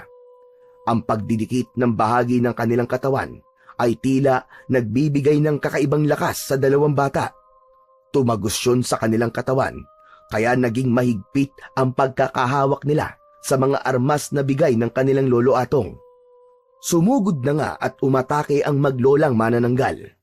Habang magkatalikod ang dalawang bata, ay nakikipagpambuno sila sa mga halimaw. Subalit mahusay din na nakakaiwas ang mga ito. Sa bawat hataw ni Pekto gamit ang tabak, ay naiilagan yon ng manananggal at ganon din si Pakoy. Sa bawat haribas niya, gamit ang tangang karet, ay mabilis na naiilagan yon. Subalit hindi magpapaawat ang maglolang aswang dahil gagawin nila ang lahat para saktan at sugatan ang kambal. Kaya kumuha ng tiyempo ang mga manananggal. Halos na ibuka ng mga ito ang kanilang bibig at nagbuga ng malagkit na laway na tumama sa muka ni Pekto at Pakoy. Yak! Ang baho ng laway mo! Hindi ka nagtututbrush! Kadiri kayo, mga manananggal! Ang bad break nyo! Humagikgik naman ang maglolang manananggal dahil alam nilang nasira ang konsentrasyon ng dalawang bata. Nahirapan din silang idilat ang kanilang mga mata dahil sa lagkit ng laway na tumama sa kanilang muka. Nakita nila ang pagkakataong yon upang sunggaban at atakihin ang dalawang bata. Kaya lang, bago pa nila nagawa yon, ay mabilis na tumatakbong papalapit si Lolo Atong na kanina pa nag-aantabay at pinanonood ang mga nangyayari. Dala niya ang isang mahabang sibat. Agad itong itinusok sa manananggal, subalit tumama lang ito sa pakpak. Ang isa'y ganun din, tumama ang sibat sa pakpak nito. Dahilan yun upang mawalan ng balanse sa kanilang paglipad. Samantala, nakabawi na ang dalawang bata at napunasan na nila ang kanilang muka at naalis na ang malagkit na laway na ibinuga ng mga manananggal. Nakita nila na bumagsak sa lupa ang mga aswang at hindi agad nakalipad. Agad lumapit ang kambal upang gamitin sa mga ito ang karet at tabak na kanilang hawak. Subalit sa hindi inaasahang pangyayari, biglang nagmakaawa ang mga manananggal. Nakiusap ang mga yon. Aba! Marunong din pala kayong magmakaawa, ah. Dumadrama pa talaga kayo, ha? Pekto, Pakoy, hayaan mo na lang muna ang drama ng mga yan. Heto, lubid! Hirap silang makalipad, kaya pagtutulungan muna nating igapos sa mga yan. Good idea, Lolo Atong. Mukhang magandang ideya yan, Lolo Atong. Hindi madudungisan ng dugo ng aswang ang ating mga kamay. Hihintayin natin sumikat ang araw. Ang sikat ng araw ang papatay sa kanila kapag nasinaga ng mga manananggal na yan. Nagtataka rin ang mga manananggal na dahil sa pagkasira ng kanilang pakpak gamit ang sibat ni Lolo Atong, ay tila nakaramdam sila ng panghihina. Maaaring may kung anong ginamit ang matandang lalaki na inilagay sa talim ng sibat upang manghina sila. Sanhi ng nararamdamang panghihina ay nagawang igapos nila ang maglolang manananggal. Tiniyak nilang mahigpit ang pagkakatali sa mga ito. Sa kanila itinali rin sa katawan ng isang puno. Ayos na ayos yan. Diyan na kayo matutunaw kapag nasinagang kayo ng araw. Pakoy, may naiisip ako. Gusto ko matiyak kung sino nga ba talagang dalawang manananggal na yan. May kutob akong ang maglolang Shiny at Popsicle yan. Lolo Atong, dito po muna kayo. Bantayan niyo po sila. May pupuntahan lang po kami ni Pakoy. Teka, Pekto. Saan tayo pupunta? Halika, sumama ka sa akin. Titiyakin natin na tama yung ating hinala tungkol sa mga manananggal. Pagkatapos na magpaalam, ay nagmamadaling umalis ang kambal. Kailangan makarating kagad sila sa bahay ni na Aling Shiny habang hindi pa nagsisimulang magbukang liwayway. Hanggang sa nakarating ang dalawang bata sa kanilang pupuntahan. Andito na tayo, Pakoy. Pumasok tayo sa loob ng bahay para matiyak natin na tama nga ang iniisip natin. Malayang nakapasok ang dalawang bata. Una nilang nabungaran ang kalahating katawan ni Aling Shiny na nasa sala ng bahay. Ang kalahating katawan naman ni Popsicle ay nasa loob ng isang kwarto.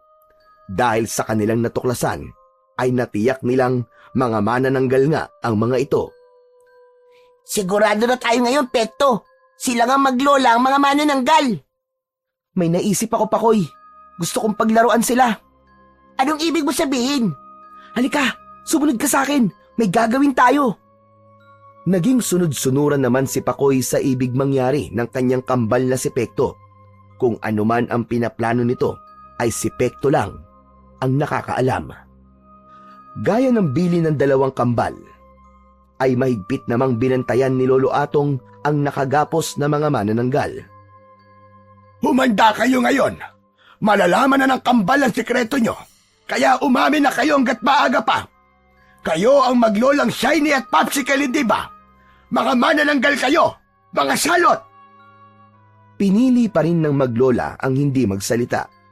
Nanatili lang silang tahimik. Samantala, habang nagbabantay si Lolo Atong sa nakagapos na mga manananggal, ay nakaramdam ito ng matinding antok. Saglit pa ay nakatulog ito. Agad na kumilos ang maglolang manananggal para makaalpas sila sa pagkakagapos. Ginamit nila ang kanilang matatalas na ngipin upang maputol ang tali sa kanilang mga kamay at katawan. Pinagtiyagaan nilang ngat-ngatin hanggang sa maputol ang tali at makalag. Mga buwisit na yan! Pinahirapan nila tayo, Lola Shiny! Kailangan makaganti tayo. Tama ka, Lola. Kaya unahin na natin ang matandang ito. Kahit medyo bilasan ang dugo nito, pagtsatsagaan ko na lang sipsipin. Huwag na, Popsicle. Wala na tayong oras. Aalis na kagad tayo, Lola? Oo, kailangan na natin makauwi Mag-uumaga na. Naku, OMG, oo nga pala Lola. Delikado tayo kapag inabutan tayo ng sikat ng araw. Maaagdas tayong dalawa. Dahil ramdam na nila na malapit ng mag-umaga, kaya nagmamadaling lumipad ang mga ito kahit medyo nahihirapan dahil nagkaroon ng sira ang kanilang mga pakpak. Dapat silang makabalik sa kalahati ng kanilang mga katawan bago pa sumikat ang araw. Nang mga sandaling yon ay pabalik na ang kambal sa kanilang bahay. Nagmamadali pa ang mga ito. Sigurado ka ba, Pekto? Pakakawalan natin ang mga manananggal? Oo, Pakoy. Para nga mapagtripan natin sila di ba? Teka, Pekto! Wala sila Anak nang, nakaalpas yata! Lolo! Lolo Atong, gising! Gumising kayo! O mga apo, andito na pala kayo. Aba, nakatulog ako Nakaw! Nasaan ang mga manananggal? Nakatakas po yata! Anak nang, nako! Pasensya na mga apo, nakatulog kasi ako. Sobrang antok na antok kasi ako kanina. Okay lang po yun, Lolo. Huwag kayong mag-alala. Kahit pa nakatakas sila, tiyak na malaking problema ang naghihintay sa kanila. Anong problema yon, Pakoy? Abangan na lang po natin ang susunod na kabanata.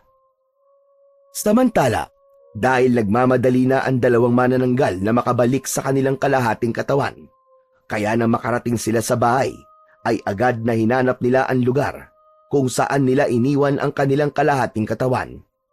Nagmamadaling dumugtong sila roon dahil naghahabol na sila sa oras. Kailangan bago sumikat ang araw ay makaduktong na sila sa kanilang iniwan na kalahating katawan. Nang makabalik na ang maglola sa kani-kanilang katawan, ay nag-umpisa ng tumilaok ang manok. Kaya laking pasasalamat nila na hindi sila inabutan ng bukang liwayway. Dahil mag-uumaga na, ay nakaramdam na sila ng matinding antok at pagod, kaya natulog na muna ang mga ito. Kailangan nilang magpahinga dahil pakiramdam nila ay naging napakahaba ng gabing lumipas. Sa bahay naman ng kambal, bagamat may mga nangyari ng nakalipas na gabi, ay maaga pa rin silang bumangon. Naghahanda ng almusal si Lolo Atong nang gumising ang kambal. Magandang araw po, Lolo Atong. Mukhang masarap po yata ang niluluto nyo, Lolo Ito ba? Nagprito ako ng itlog at saka isdang tuyo. Yun po palang naaamoy ko Ang bango-bango. Nagugutom na po tuloy ako, Lolo. Ako nga rin Bigla ako nagutom. O sige na, sige na. Maupo na kayo sa mesa at maghahain na ako. Naupo na ang kambal at inihanda naman ni Lolo Atong ang kanilang almusal. Sinamahan na rin ng mainit na tsokolate ang inihanda ng matandang lalaki na paborito ng kambal na apo. Habang kumakain ng almusal, ay nagkatinginan ang kambal at napangiti sa isa't isa. Bakit napapangiti kayong dalawa? May kalokohan na naman siguro kayong ginawa, no? Lolo Atong, naisip po namin sina Lola Shiny at Popsicle. Kumusta kaya sila?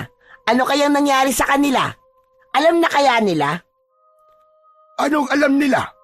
Bakit ano bang ginawa nyo nang magpunta kayo kagabi sa bahay nila? Samantala, sa bahay ni na Popsicle at Aling Shiny, kagigising lamang din ng dalawa. Unang bumangon si Aling Shiny upang magbawas. Ihing-ihi na siya, kaya nagmamadaling nagtungo sa kubeta. Subalit gano'n na lang ang kanyang pagkagulat nang sisimulan na sana niya ang pagbabawas. Napasigaw ito ng malakas. Hindi! Narinig yun ni Popsicle na agad na pabangon at nagtungo sa kubeta. Inabutan niya na nanlalaki ang mga mata at tila natatakot ang kanyang lola. Lola Shiny, ano po ba nangyayari? Grabe naman kayo kung makasigaw. Muntik na akong himatayin sa takot. Apo, nasaan na? Nawawala. Napalitan. Ang alin po bang napalitan? Yung aking yung pechay ko. Bakit naging ganito? naging talong na! Ano? Ano po bang sinasabi nyo? Pechay at talong ba ang uulamin natin mamaya? Tignan mo! Tignan mo! Itinaas ni Aling Shiny ang kanyang suot na saya.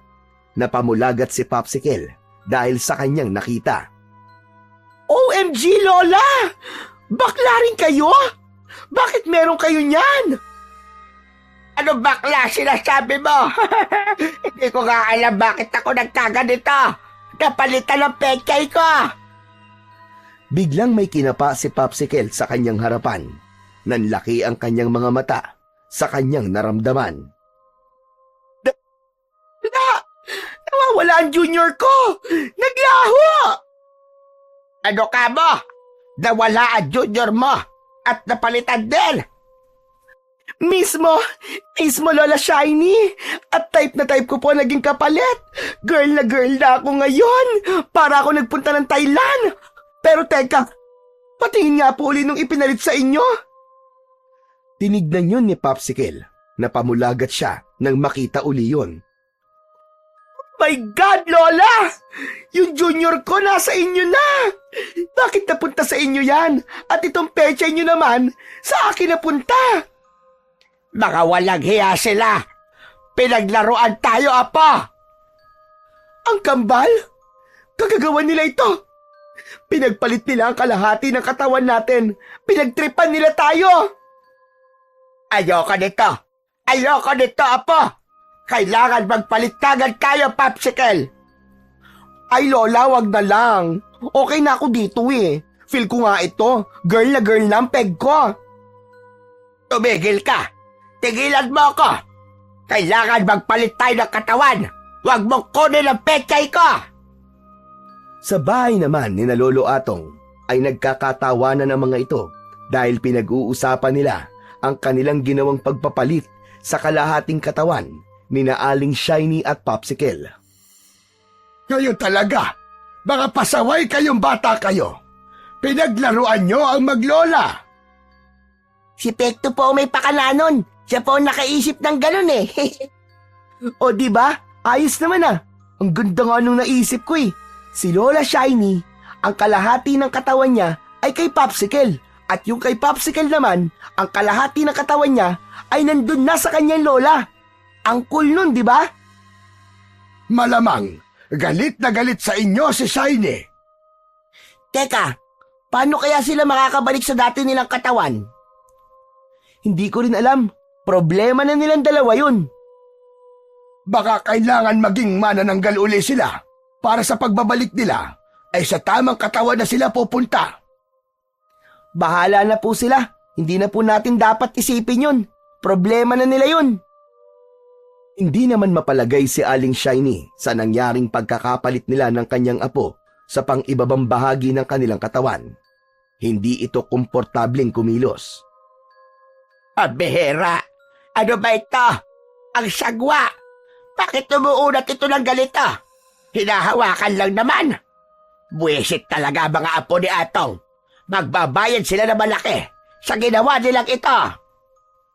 Kung hindi mapakali si Aling Shiny sa palitang nangyari at chill naman ang peg ni Popsicle at ini-enjoy pa ang naganap na palitan. Feel na feel niya ang kanyang pagiging tunay na babae. My God! Ganito pala ang pakiramdam kapag tunay na babae ka na. Ang saya-saya ng feeling. Sana, hindi na lang kami ulit magpalit ni Lola. Sa akin na lang ito, para maging ganap na akong girl. Para magawa ko ng lahat ng gusto ko. Makakapag-jowa na ako. Happy ng feeling. Teka, naku. Mamaya nga pala, gagabi na naman. Tsak pipilitin ako ni Lola Shiny na maging manananggal kami para mahati uli ang katawan namin at maibalik niya ang kalahati ng kanyang katawan na nasa akin. Sigurado ko, pilit niya yung pagpapalitin. Ay, ayoko. No. Hindi pwede yon. Kahit medyo gurang na ang kalahati ng katawan ng lola ko, okay na okay pa rin. Mapagtsatsagaan ko na. Dahil ikinatuwangan ni Popsicle ang pagiging ganap niyang babae, kaya naman may naisip siyang paraan upang mamalagi sa kanya ang pagiging isang babae. Habang nasa labas ng bahay si Aling Shiny at abala sa ginagawa, ay pumasok ng kwarto ng kanyang lola si Popsicle. Agad na hinanap ang langis na ginagamit upang magbago ang kanilang anyo at maging manananggal. Heto na ang langis. Kailangan ko tong itapon para hindi na makita pa ni Lola Shiny. Nagmamadaling kinuha at ipinuslit yun ni Popsicle. Ayaw niya nang magpalit pa sila uli ng kalahating katawan. Kontento na siya sa pagiging tunay na babae. Wala rin siyang pakialam sa kanyang lola kung nahihirapan man ito sa kalagayan nito na nasa katawan ng lalaki ang kalahating katawan. Humukay si Popsicle sa lupa at ibinuhos doon ang langis, saka tinakpan. Hanggang sa sumapit na nga ang gabi na pinakahihintay ni Lola Shiny. Agad na nagtungo ito sa kanyang kwarto upang maging manananggal. Agad din niyang hinanap si Popsicle, subalit wala ito. Wala rin ang langis na gagamitin niya. Hindi mapalagay si Aling Shiny. Nagngingit-ngit ito sa galit. Walang ibang pwedeng kumuha nun. Tiyak niya na ang kanyang apo ang kumuha ng langis. Hindi na tama itong ginagawa mo, Popsicle. Pati akong lola mo ngayon ay gusto mong isahan. Hindi ako makapapayag. Samantala, si Popsicle ay umalis na ng bahay ng kanyang lola. Walang tiyak na pupuntahan, basta ayaw niya nang bumalik pa roon. Dahil ang gusto niya ay manatili na sa katauhan niya ang kalahating katawan ng kanyang Lola Shiny. Sorry na lang po, Lola Shiny. Pero ito na lang ang alam kong paraan para hindi mo na mabawi pa ang kalahati ng katawan mo na nasa akin. Sa akin na lang to. Ipamana mo na lang sa akin para naman makapag-enjoy ako, no? Samantala, naguguluhan na si Aling Shiny at hindi rin niya alam kung paano mababawi ang kalahati ng katawan na nasa kanyang apo. Kaya labag man sa kalooban niya ay nagtungo siya sa bahay ni Lolo Atong dahil nagbabaka sakali itong matulungan siya sa kanyang napakalaking problema. Gabing-gabi ay napasugod ka rito, Shiny. Kailangan ko ang tulong mo, Atong. Kagagawa ng mga apo mo nangyari sa amin ni Popsicle. Aba, parang gusto mo pang sisihin ang mga apo ko. Hindi. Hindi ko sila sisisihin. Basta matulungan nila akong maibalik sa akin ang kalahati ng aking katawan. Inangkin na kasi ni Popsicle. Ayaw nang ibalik sa akin at umalis pa siya ng bahay. Hindi ko alam kung saan siya nagpunta. Naku po, nalintikan na. Akala po namin dito magiging malaking problema. Ang plano po namin, paglaruan lang kayo. Tapos magpapalit din po kayo. Pero iba ang nasa utak ni Popsicle. Nag-e-enjoy na siya sa kung ano bang meron siya ngayon. Nasa kanya na ang pechay ko. Naka, oo nga pala no. Becky nga pala siya, kaya gustong-gusto niyang mangyari yun. Humihingi ako sa inyo ng tulong. Baka matulungan niyo ako. Sige na naman. Alam kong nagtataglay kayo ng mutya ng kambalto ko. Alam niyo po yun, Lola Shiny? Oo, dahil napakinggan namin. Pero wala akong interes sa mutya na yon. Ang gusto ko lang ngayon ay maibalik sa akin ang kalahating katawan ko at ang aking pechay. At hindi magamit ni Popsicle sa kung anong plano niya. Naku, nalintikan na. Pinakaiingat-ingatan ko pa naman yun. Hindi sa akin manggagaling ang pagpapasyang yan, Shiny, kundi dito sa kambal. Nakikiusap ako sa inyo. Para niyo nag-awa, kambal. Kailangan maibalik ang para sa akin. Nangangamba akong gamitin niyo ni Popsicle sa kung ano-anong kalokohan. Saka baka yun din na maging mitya ng kapahamakan niya. Kahit inis ako sa ginawa niya, ayaw ko pa rin mapahamak ang aking apo. Ano sa palagay mo, Pakoy? Pekto, hindi ako mapalagay Nakikiusap ako sa inyo. At kung ano man ang naging kasalanan ko sa inyong dalawa, pati na sa lolo mo, humihingi ako sa inyo ng taus-pusong pagpapatawad. Ang mahalaga sa akin ay makabalik sa akin ang aking kalahating katawan. Pero Shiny, kapag tinulungan ka ng kambal, hindi natin tiyak Kung ano ang maaaring maging bunga nun sa pagkatao mo, paano kung mawala ang pagiging manananggal mo? Okay lang. Okay lang, walang problema, Atong. Payag ako. Handa kong isuko at talikuran ang pagiging manananggal ko. Basta't magyari lamang kung ano ang ipinakikiusap ko sa inyo para sa kaligtasan namin pareho. Sige po, Lola Shiny. Tutulungan po namin kayo. Opo, total kami po ni Pekto nag-umpisa ng problemang ito, kaya handa po namin kayong tulungan. Ay nako, salamat. Maraming salamat. Totoo nga palang, mabuti ang kalooban yung dalawa. Dahil nakapangako ang kambal, kaya ang misyon nila ngayon ay hanapin si Popsicle. Maibalik kay Lola Shiny ang pinakaiingat-ingatan nitong pechay. Saan natin hahanapin yun, Pekto? Ang gaya ni Popsicle, isang lugar lang ang posibleng tambayan yan. Kasi nga, mahilig yan magpakyut at tumanap ng mga gwapo, di ba? Dahil atat yan na magkaroon ng jowa. Saan nga natin siya hahanapin? Saan pa? E di sa tambayan ng mga lalaking walang magawa, mga mahilig tumambay. At dito na mismo yun. Ayun, nakikita mo ba yung mga lalaking yun? Teka, may pinagtitripan sila. Naku, si Popsicle yun, di ba? Oo nga no, nilalandi nila si Popsicle. At enjoy na enjoy naman siya. Yan ang ikinakatakot ni Lola Shiny, na kung anong gagawin ni Popsicle at gamitin ang kanyang kalahating katawan. O paano? Anong gagawin natin? Kailangan maisama natin siya, ang maiuwi sa kanila. E paano kung ayaw niya sumama? Hindi pwede yun. Saka ano ka ba, Pakoy? Naiisip mo ba naiisip ko? Ah, oo, Pekto. Naiisip ko nga naiisip mo. Ang mutya ng kambal tuko. Yun ang gagamitin natin para mapasunod natin si Popsicle at bumalik na siya sa kanila. Mismo. O ano, gets mo na? Gets na gets! Tara na, lumapit na tayo sa kanila. Nilapitan ng kambal ang lalaking nakatambay kasama si Popsicle. Popsicle, ayos ah. Ang dami mong kaibigan ah. Daming opa niyan. Annyeonghaseyo, mga opa. Hoy, mga bubwit. Anong ginagawa nyo rito? Bakit kayo nandito? Makikialam siguro kayo sa diskarte ko, no? Hinahanap ka kasi ng Lola Shiny mo. Pinapauwi ka na. Ano kayo? Hindi ako uuwi, no? Ayoko nang umuwi. Gusto ko na magkaroon ng sariling buhay at mag-enjoy. Hindi mo ba iniisip ang lola mo? Ano ba kayo? Ang kukulit nyo ah. Matanda na yon. Alam niya na ang gagawin niya sa buhay niya. Hindi na ako kailangan nun. Alam namin kung bakit ayaw mo nang umuwi.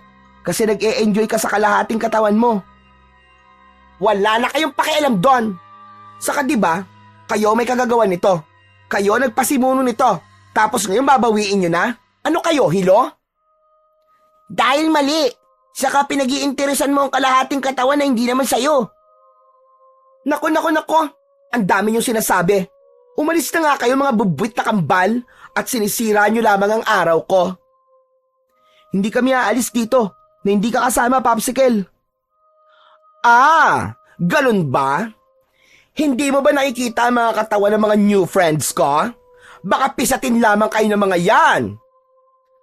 Ah, tinatakot mo pa kami ah. Eh di subukan nyo para makita ng mga new friends mo ang hinahanap nila. Ah, ganon.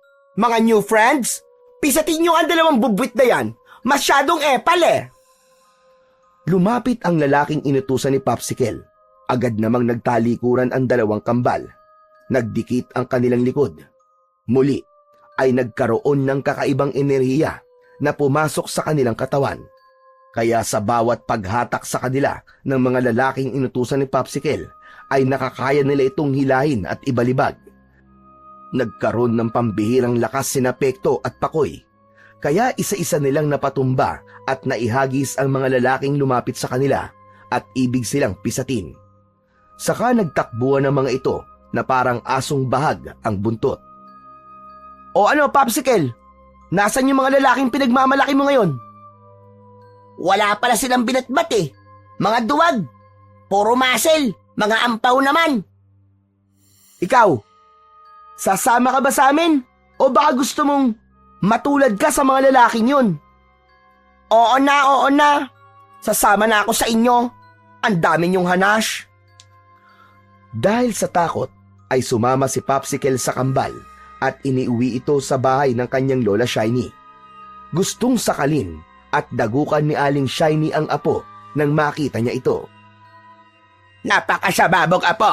At talagang gusto mo pa akong isahan. Kinuha mo pa ang langis para matiyak na wala akong magagamit para makapagpalit ng anyo. Lola Shiny, kasi Kasi diba? Tama na. Huwag ka na magpaliwanag. Akala mo siguro ay makabubuti para sa'yo ginawa mo. Hindi, Popsicle. Akala mo, nakagawa na uli ako ng langis na gagamitin para maging manananggal at mapagpalit ang kalahating katawan natin. May magagawa pa po ba ako? Pero nandito sina Pekto at Pakoy para pagkatapos na magpalit ang kalahati ng katawan natin ay maitama ang lahat. At handa ko ring isuko ang aking pagiging aswang. Tutulungan nila tayo magbago ang ating kapalaran. Handa po kami, Lola Shiny. Gagamitin namin ang bisa ng mutya ng kambal na tuko para baguhin kayo at maging normal. Tapos po, para ganap ng iwan ang madilim na yugto ng inyong buhay at makapagsimulang muli. Gaya ng dapat mangyari, ay ganun nga ang ginawa ni na Aling Shiny at Popsicle. Pagkatapos nilang maging manananggal, ay agad na pinagpalit ang kanilang kalahating katawan upang ilagay yon sa tama. Hindi naman sumira sa kanyang pangako si Aling Shiny. Bukal sa loob niyang isinuko ang kanyang pagiging aswang at ganun rin si Popsicle. Sa tulong ng mutya at bisa na kaya nitong ibigay, ay mas magiging malapit sa isa't isa ang maglola. Papawiin ang anumang nakalipas na problema at kasamaan upang ilagay sa tama ang lahat. Ikinatuwa naman ni Lolo Atong ang pangyayaring yun. Laking pasasalamat din niya sa kanyang kambal na apo dahil ang ginawa ng mga ito ay malaking tulong upang ang kampon ng kadiliman na nagdadala ng takot sa kanilang baryo ay ganap ng magbago sa tulong ng mutya ng kambal tuko na siyang ipinagkatiwala sa kanyang mga apo. Kaya alam niyang sa mga susunod na araw ay may katulad pa ni na Aling Shiny at Popsicle na matutulungan ang dalawang bata para sa kaayusan at pananatiling pagkakadikit ng ugnayan ng isang pamilya. Ang problema sa isang pamilya ay hindi natin maiiwasan. Ang mahalaga ay alam pa rin natin kung ano ang mas mahalaga at dapat bigyan ng higit na importansya. Yun nga ay ang manatiling buo at magkakasama ang isang pamilya na may pagkakaunawaan at pagmamahalan.